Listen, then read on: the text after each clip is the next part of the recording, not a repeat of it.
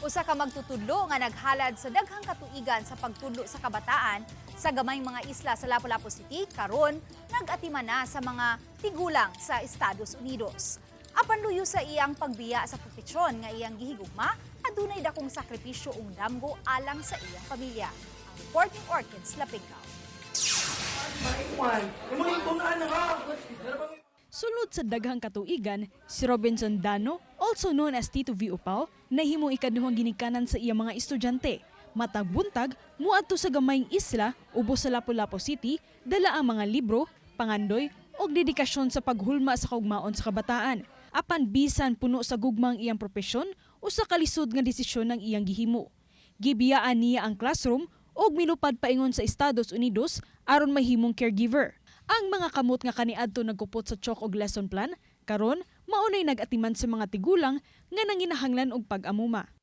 Kanang imong bokasyon or calling nga you will impart your knowledge sa imong students for 15 years. So mauna siya usa sa mga pinakalaw siguro ang transition. Dili sayo ng iyang kinabuhi isip lang yaw didto kay layo sa pamilya, layo sa mga estudyante ug layo sa nasod nga iyang gihigugma. Apan sa matag adlaw nga iyang pag-atiman sa uban, nagdala usab siya og paglaom alang sa hugmaon sa iyang kaugalingong pamilya. Sa anay lang for first 1 month na sa buwan pero nako daghan ko ulit Pilipinas. Kay mixed emotions, culture diversity, homesick. Sa iyang pagka-caregiver, wala gihapon niya gikalimtan ng iyang pagka-media queen ug ang pagtabang sa mga naserbisyohan niya nga eskwelahan.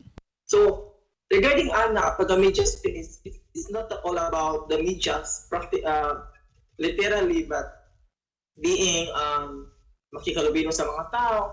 Continue gyapon ko ang pag-portray, pag-TikTok or ako gyapon continuous akong platform sa social media nga bisag tugnaw diri. Ang iyang sugilanon, usa ka pahinumdom nga ang pagserbisyo dili lamang makita sulod sa classroom.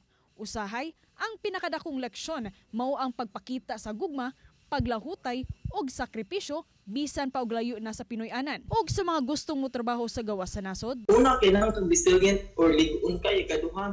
Kailangan ka diri nasa kay strong self-determination. Dapat determine ka everywhere ka mo adto, determine ka every time ka mo move. If you want to go to outside of the country, especially in the United States of America, sundin nyo lang kung naasa inyong dughan niya. Timan igid na bisan asa ang lugar sa kalibutan, ang atong priority gyud pamilya o kaugalingon. ako si Orchids Lapingaw, Balitang Bisdak.